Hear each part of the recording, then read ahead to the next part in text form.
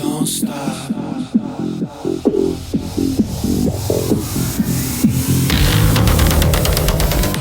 Hi, thanks so much for joining me in the Everything and Anything in a Bit Gay podcast. I'm your host, Zach Randles-Friedman. Before I get into who I interviewed today on my show, I wanted to tell you about an experience that I had. If you listen to this show, you know that I am so into skincare. I've talked about the tens of thousands of dollars I probably spend per year on skincare products that I end up not using half of them and they expire because, I don't know, I see some article about it, even freaking TikTok videos that are talking about this great Korean skincare that you must have. So I go through often and fall for these, and then I buy it, and then I use it a few weeks and then put it aside. Or I buy stuff and I don't even use it at all. Or I get these subscription boxes quarterly and go through them and think, wow, this is going to change my life. And I don't use it. But I do Botox every 3 months religiously. And I think people are like, oh, Botox, like it's preventative. For those of that you don't know about skincare, it prevents wrinkles. If you've already got a bunch of wrinkles, it's not going to take them away. It's preventative. And that's why I started doing it, because I don't want wrinkles. And if you're watching this on video, you'll see that it's been a success so far. But I tried something new, and it's something that's been out there for a while, and I wanted to talk about it. The place where I go, my med spa that I go to around the corner from my house, I went and got my Botox a few weeks ago, and she's like, oh, you should try this. And they're always selling something, and I fell for it, but it was a good something. I'm very happy with where I'm at so far with it. I did a microneedling session. I paid for 3 sessions, and I've done one already. But I also got the add-on to it, which was salmon sperm. And so let me explain. You go in and you get your face numbed for about a half an hour. And that way, whenever they're taking this new microneedling pin and they're punching your face with, 1,000 times with 20 needles in each thing, they have salmon sperm on there that it's getting basically pushed into your skin. And what the microneedling does is that it helps, it like makes your skin think that it's injured, and then it's like regenerating collagen. I just did it yesterday, and I have 2 more treatments left, and I can't put any like skincare products on my face today. So my face feels a little dry because I don't have any moisturizer on, because I'm not supposed to put anything on until I can put something on that they gave me tonight. And then tomorrow it's the same thing, only these 2 products that they gave me. And then I think by the 3rd day, I think I have to do the same thing. And then the 4th day, I can start using some of my stuff, but not anything that has like vitamin C or active ingredients. And then by the 7th day, like I'm back to using my normal retinol or whatever I have. So, oh, the other thing I have to tell you about this skin care procedure that I just did is that you have to sleep with the salmon sperm on your face all night. So yes, was not a restful night last night and it doesn't smell. It's not like a weird fishy smell or anything like that. Of course, I did a post on my Instagram about it, about what I did with a picture of me laying in the bed before she started doing the microneedling with the numbing cream in my face. And I got lots of comments about, well, why did you need salmon sperm when you have a husband that could have gave you that sperm in your face? Different. So salmon sperm has nutrients in it, and it's just like healing your skin, and it made the process for the next day really. So, I mean, you can, if you're watching this in video, my skin is not that red at all. A few places, again, it just feels like it feels like I have like a little bit of a sunburn is what it feels like today. But if you have thought about doing microneedling, or you thought about doing the whole salmon sperm facial, I am 100% for it. Try it. Come back to me on my Instagram, The Real Zach RE, and send me a DM or leave me a message and just tell me what your thoughts are. Because I have 2 more sessions of this, and then they say after that, you only do it once a year. I'm so happy I did it. I want to be young forever, or at least try. And I want to keep making sure I don't have any wrinkles. And I don't want to be 85 years old and look like one of those leather purses that you see, those ladies that sit on the beach. And I'm all for lasers. I'm all for microneedling. I don't do facials enough, but I'm going to start doing that more. I'm up for products and trying new things. Yeah, I just don't want to do plastic surgery. Like, I'm just like not into that. But, Botox, one day I may need fillers, I may try to do.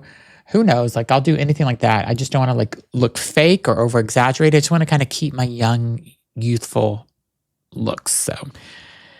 So my guest today looks very young and looks great. And I thought he was so cute. And he's an independent filmmaker. His name is Alexander Justin Gonzalez. We had a great conversation. And I want to find him a boyfriend. Like, I'm still doing my matchmaking all the times that I can. Any chance I have, I want to do matchmaking and find somebody, the love of their life, because I want to ordain a wedding and I want to make a speech at a wedding and I want to hold the bachelor party and all that good stuff. So anyway, enjoy my interview with Alexander Justin and let me know what you think about him and go see his movies. Thanks for listening. Hi, thanks for joining me on the Everything and Anything in a Bit Gay podcast. I'm your host, Zach Randalls Friedman. Today, I'm very excited to have a writer, director, producer. You kind of are a jack of all trades, right? Yeah, thank you so much. Yeah, his name is Justin, and he has a movie that just came out in October of last year. It's now on Apple TV. It's on Tubi. It's called Mean Boys, which I love the name. It's great. So I'm excited to talk to you about it. So you wrote the movie, correct? I did, yes. I wrote and directed. This is my directorial feature debut. So it's super exciting to finally be out and, in the world for everyone to see. You can watch it on Tubi, Apple TV, and Roku, and a few other channels. Awesome. And was it everything you expected it to be, to kind of be your first directing role? Yeah, it was actually very, we had two parts. So we shot it as a pilot in the beginning, and then we came back in 2023 and decided to make it a full-length feature narrative. So it was an interesting process because it's about, high school and all these kids. And so then time changes in between the middle of the movie when we came back using the same cast, and we just kind of decided to make it the full-length movie. But yeah, it was an interesting process. So whenever you were thinking about kind of building the when you're writing this and kind of creating this, what are your thoughts when you're kind of building out these characters? Is it based on people you know or experience have you had, or kind of tell me a little bit about that? So in high school, this is a movie about bisexual love triangles meets fentanyl addiction, right? So it's a kind of very seedy movie, but it's based on truth. So I grew up kind of as the outsider in school, being bullied in high school and always kind of wanting to be, always looking up to these popular jocks in school. And so that's kind of what our lead does. He ends up getting kind of entangled in with these popular jocks who are all bisexual on the swim team, and then ends up, becoming one of them. It's kind of an homage to Jawbreaker. If you've seen Jawbreaker, where Fern falls into that. So it's loosely based around that, but also some, real life incidences in my life that I kind of combined. So did making this movie kind of like heal that a little bit, or, like as you were thinking, just, That's a great question. That's actually that's so funny. I would love to say yes, but I'm like, no, I still kind of feel like I'm that, bullied, kid in school sometimes. And even in adulthood, you like live in West Hollywood and everyone's like all these muscle gays, and there's still all these little outside pockets of where do you fit in the community? Are you a bear? Are you a twink? Are you with this? Are you with that? So I feel like, this is a very outsider story. Yeah. Which is fun, What community do you think you fit in? That's so hard. Are you kidding? Like, do you mean from like an online hookup perspective, or do you mean like community in general? Well, it's funny. I'll tell you that I just did. So I every Friday now I'm doing a thing called The Gay Bit on my podcast. Love that. And it's just, I pick a different topic that I think. And I literally just recorded 2 days ago an episode that hasn't released yet, but it's about all the different types of gays there are. Good. Twinks, bears, cubs, otters, the circuit queens, like all this stuff. So, and then you also have the twinks that are mean to the other twinks and stuff. So it's kind of just, and then you have the older twinks now, because I was a twink at one point. And so like, where do I fall in now? Because I'm not a bear. So I'm trying to like figure out where I fit in. Yeah, where do you fall? Are you hairy? Are you not hairy? I'm not hairy. And I don't think I don't want to be hairy. So I just, who knows? I don't know where I fall in. I feel like a big part of it is what is your physique? To fit in the gay community at all, you got to have a level of physique, or else you're fully pushed aside and you're in no group. Maybe if you're like a bear, where they allow heavier set people, but in the community, you're not fit, you're out, you're just an outsider. So I honestly feel like I'm representing in my movie making and in general, they're like, where do you fit in? And I'm like, like older twink maybe meets like outsider out, like emo. Yeah, maybe. I think Hollywood's also very tough, though. I think it's like, because everybody there is a little beautiful and stuff. So I think it's probably harder. I think you should move to the East Coast. I think you would not have a problem fitting in. I think you would get snatched up fast here. Oh, is that where? Should I be in New York? Is that where I'm meant to? Or Boston? I'm in Boston. I think the Boston guys would like love you. Oh wow, I'm flattered. Wow, I mean, wow. I feel in LA, it's a very hit or miss. It's very. Yeah, you're in the wrong city. Move to Boston. I'll take you out, and I can get you a husband in one night. A dream. Okay, well, I mean, there you have it. I mean, assuming you're not in a relationship already. So if you are, then no, I have. Okay. I just got a kitten, and that's the only relationship I have is with my cat right now. So I'm like, oh God.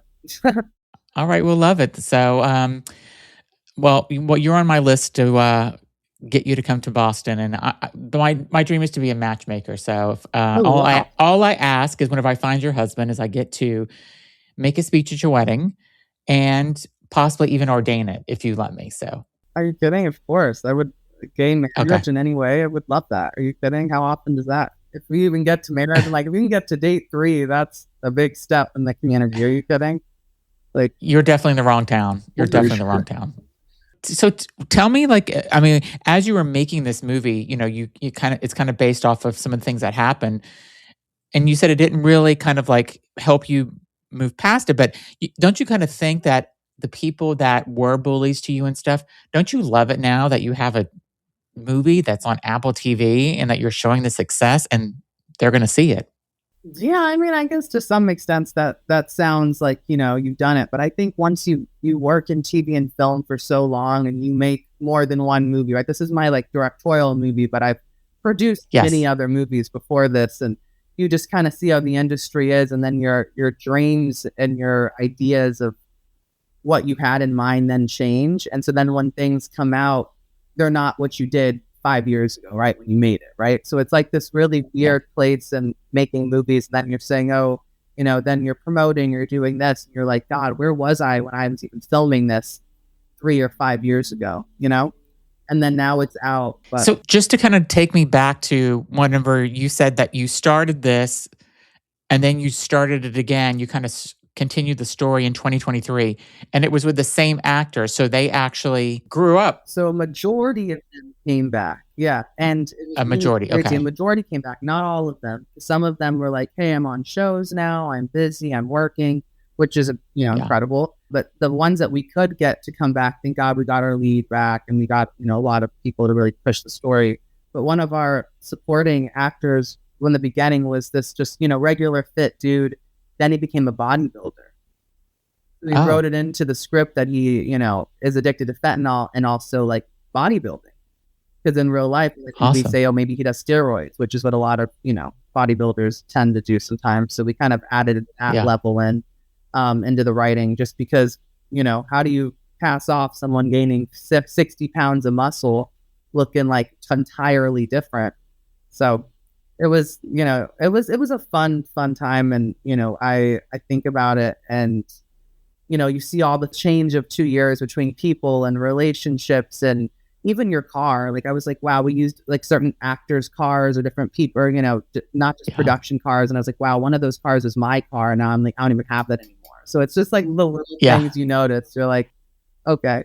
But yeah, it's a fun watch. I really enjoy it, and I'm super proud to have it out and really share what it is to have a cautionary tale about fentanyl because you see like scary ads growing up of Dare. Remember Dare?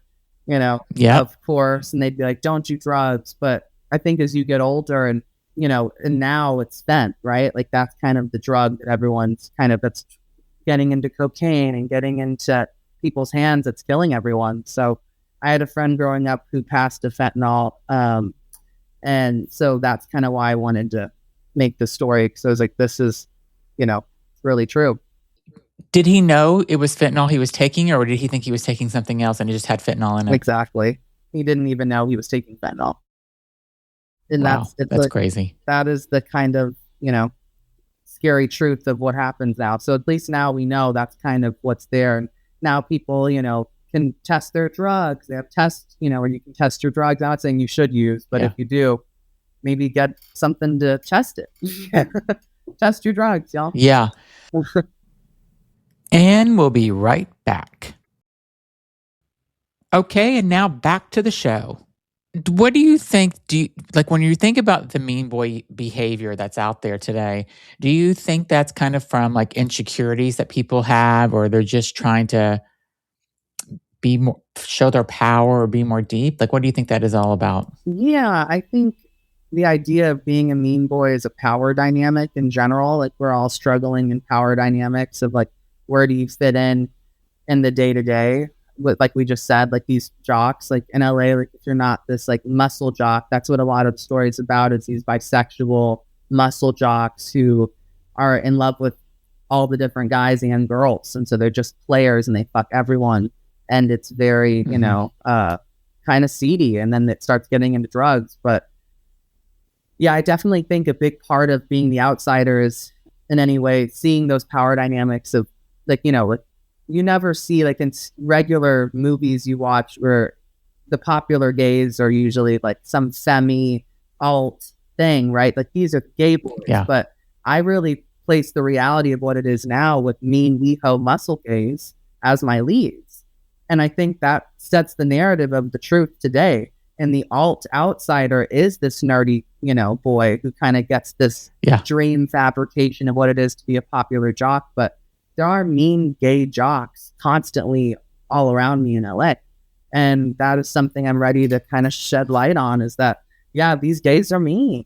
There's a lot of mean gays out here. And, not everybody has to be mean, but, that is a different perspective than what most movies have with these very effeminate gay leads.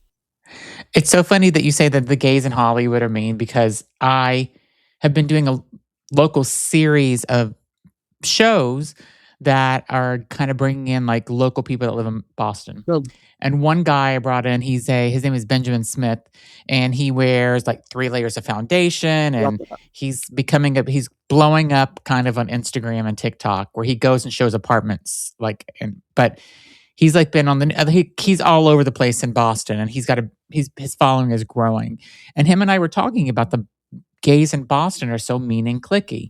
And so I did a clip. I put a clip on Instagram on it, and it blew up.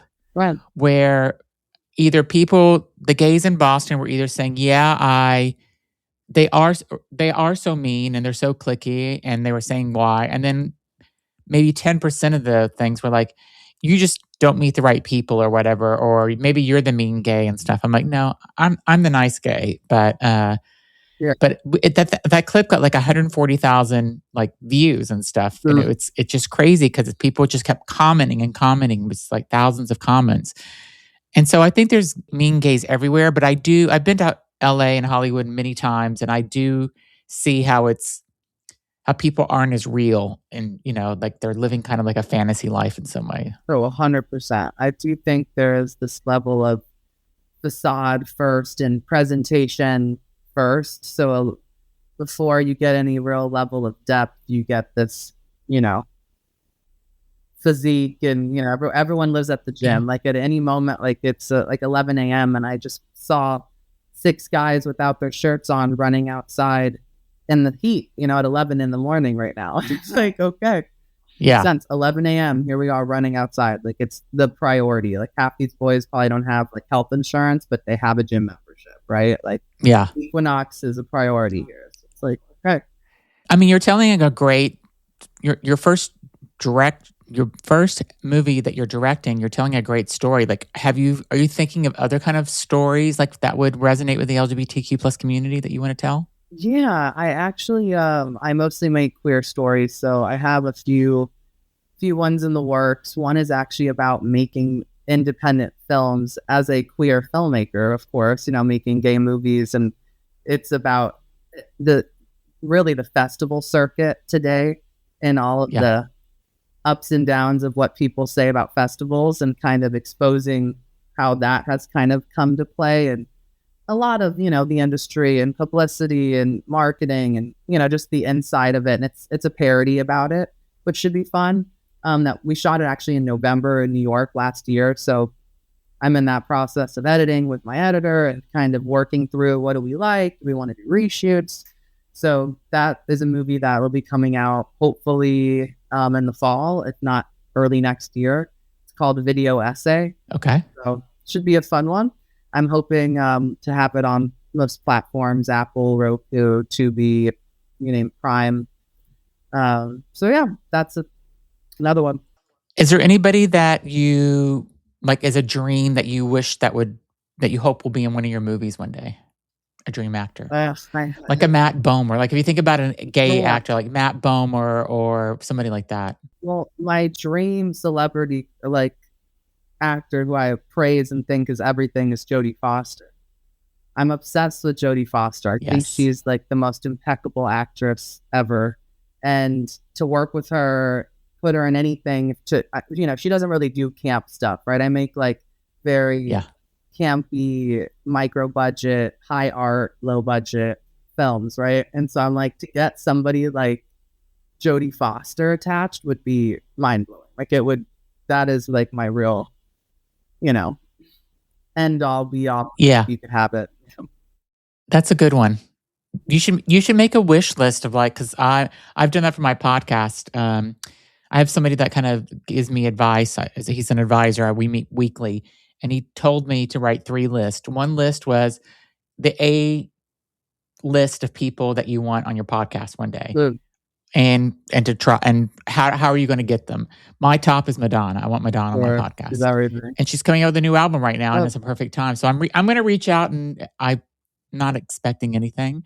Then I have like a CD list of celebrities that I want to get, and I'm getting them. And then I have a list of people that have like they're not celebrities at all, but I just think they're cool people, and I'd want to have them on. So I love that. I love this. You should do a similar list. Yeah, I'm going to make a list. I mean, I've worked with casting, and I'm doing another movie it's a motion capture movie that we're doing, which has been interesting because you have all the, the suit with the phone and all the dots. Yeah. And this is another queer movie about 2 rappers. It's called Drive Me to Rap. So I'm in production of that movie as well. It stars Melanie Halfkenny from Clean and Slim. So she's the lead, and she's impeccable, like the best rapper. And in real life, she's also a rapper. So we've been working in this motion capture since December of last year, working on this movie. So we're at halfway through filming right now. So some things in the works. I got a lot of stories to tell, and good. I'm loving it. I'm thinking, it'll be an interesting perspective to kind of share.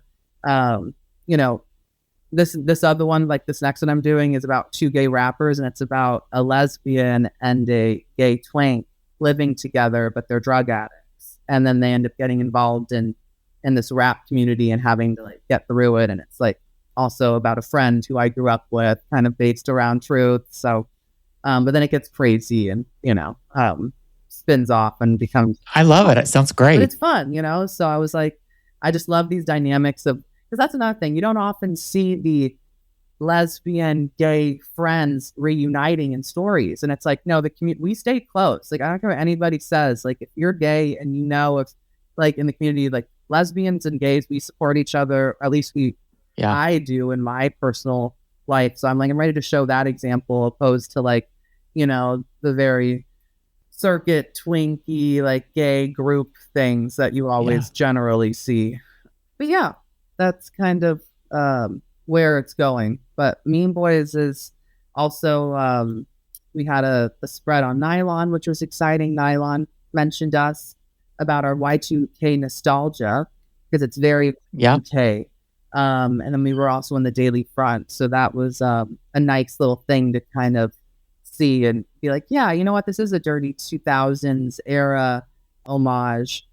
So it was fun to kind of give that how I kind of grew up in the 2000s, you know, of what it was in the 2010s and 2000s being in school, being like, it was so different, you know? And are you doing like you're writing, directing, producing it? But do you ever kind of do like do you try to get in the movie at all and do a scene where even if you're like an extra in the background or anything, do you ever put yourself Yeah. in? So in Drive Me to Rap, I am in the movie in that one. You With are that one, good. they'll be, And how's that? yeah, I'm wearing the thing and I'm acting. Yeah, yeah. It's it's a cool change because I sometimes act, and so to be in this one, I was like, oh, okay, it's a different set of tools. You're not wearing that hat to direct and do 100 other things. You just get to focus on that, which is nice because there's another director, and it's nice to be able to just hear someone else and not see it inside of see what you're doing. So you kind of have to take out that judgment, of what it is and just live in whatever the person is. And we'll be right back. Okay, and now back to the show. So do you think about like whenever you have this huge like you get a Jodie Foster or somebody in the future when this happens, do you think about like what your life will be like and will you try not to let that change you? Because I feel like when people get really famous or they get to a certain level, they're a completely different person. Yeah. And so tell me like if you've thought about that for yourself, like are you going to try to maintain who you are whenever you're up accepting your Oscar with Jodie Foster on stage? Oh my god, that is so that is so great. Like I can't even think about me and Jodie Foster even saying it in the same sentence. It's comical to me. Like she's so like, but you comedy like that, or like doesn't really is so like. But maybe you'll change what you're doing though. Maybe you'll change and do a different type of. You'll switch gears to go with something that she would do though. I mean, you never know. I guess like in my wildest dreams, I've thought of it of what I would say and do, and in my wildest dreams, it's like I know exactly what to say. I'm very suave, and it's like I have a totally kind of more distinguished life. And like I'm not a building manager 9 to 5 as well as work in criminal defense. I'm more of like like a famous director or something who like is lined up with projects all year round all over the world, right? So I guess in my head I was that, and if I was to see that and envision that coming to life, I would hopefully have a bottle of Vouv with me or a glass of Vouv and say something just really eloquent and schmooze Jodie Foster in the world on an Oscar speech, like that's my mind what would happen. And it would, basically be like Ricky Ricardo meets like, a really eloquently like Pedro Pascal energy, like that sort of, that's the theme, like a distinguished man. Would you want to ever direct Pedro Pascal? I love him so much. Of like I course. think he's such an amazing person. Dream. Like I am obsessed with Pedro Almodóvar movies. He's one of my inspirations. The Spanish director. And I recently was in Spain, in Madrid, and I was going through all of his different destinations of where he shot his movies, just to see that level of filmmaking, like that to me, even taking a meeting or even being in his presence. Just there's certain geniuses in filmmaking, and you're like, wow. And at these big budgets. And I don't think he gets enough credit today for all the work that he's done, the people he's worked with. Like Antonio Banderas he worked with. Oh, he brought him up from being nothing. That's what's like insane. I know. And people don't know that. Like I love so many of his movies. Like, and even if you don't know Spanish, like he was teaching me Spanish as I was watching it, just because I love his movies that much. It was having it in the subtitles. And then I was like, wait, okay, now I'm learning Spanish. Then I went to Spain and was like, okay, now it's becoming more ingrained. And I wish I learned more Spanish growing up. I mean, I knew some, but like my parents didn't really speak to me growing up in Spanish. I came from, multiple generation Latino parents, or, parenting one not, like they spoke at home, but also not really. So it was more here and there conversational at best. So to be able to really pick it up in filmmaking, which is what I do, that was a great plus. But yeah, he's of course a legend and somebody who I would always love to work with. And he's definitely on the list. I'm like, I wrote it down. I'm like, my A list, he's up there. I'm like, for sure. Good. I love that. Like, so tell me, I want to know a little bit who you are whenever you don't have a camera or you're not directing or producing. Like, who are you? Like, what are you doing? So I actually grew up as a painter, and I am an oil painter. So before I kind of got into film, I was a painter on set. So I actually started working on sets before there were backdrops and scrims. We used to physically come in and paint the sets. So that used to be a job in art direction. It was a form of art direction, and you would come in. And so I first moved to LA in 2013 or many, many years ago. And that's what I was doing on WB's different sets on different shows. And I would paint the backdrops of set. And so I kind of fell into filmmaking in that way. And I loved it. I love being on big sets. And I guess outside of it, I'm more, as I think about it, I love to just vintage shop, drink iced coffee. I sound like such a typical gay, but it's like, I like pastries and movies and iced coffee and shopping. And I run every morning, I jog, and I like hiking. I sound like such a stereotype, but I can take you to the best spots and just have a very chill, easy day. But I'm good at doing that everywhere. Like any city I go, shopping, eating, vintage shopping, iced coffees, desserts, movies, some nightlife, some bars, and that's about it. That's kind of me.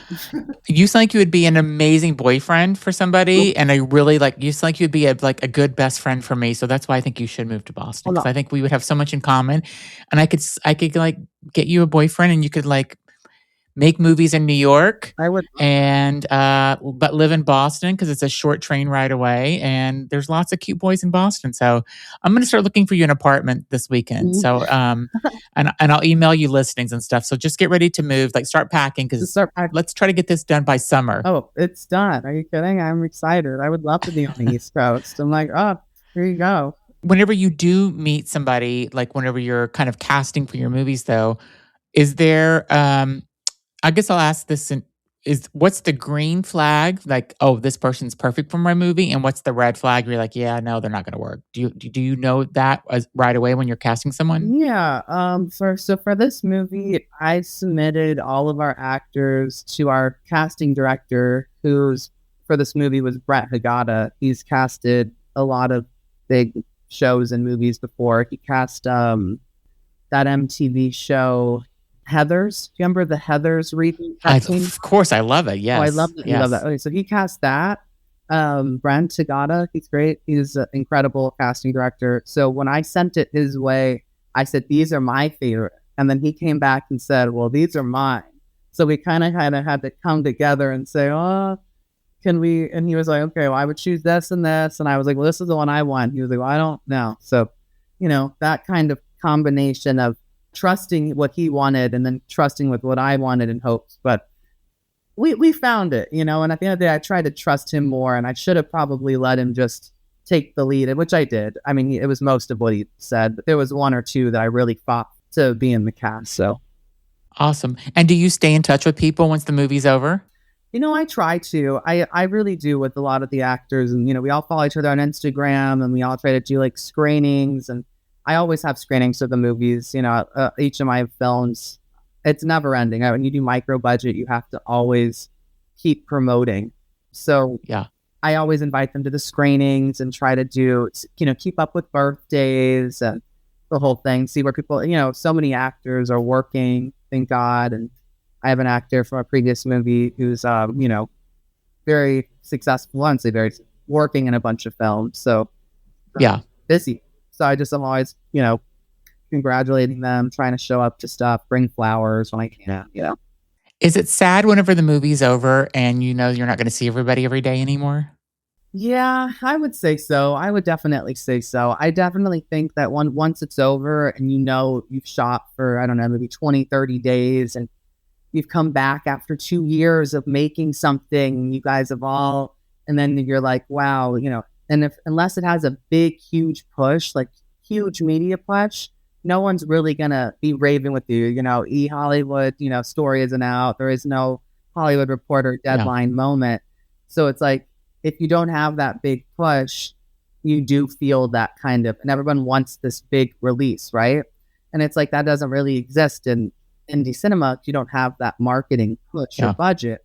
So it can feel like, dreadful, but you have to be that person to be like, no, I make like high art, low budget, and it's fun. And, at the end of the day, it can be sad to kind of part ways with your actors, but you see them working and you still, LA is so small, even though it's so big. So we all know each other, right? You say one bad thing. That's why you can never be too specific with names or, you say one celebrity's name and suddenly they're like, oh, I know that person. You're like, okay.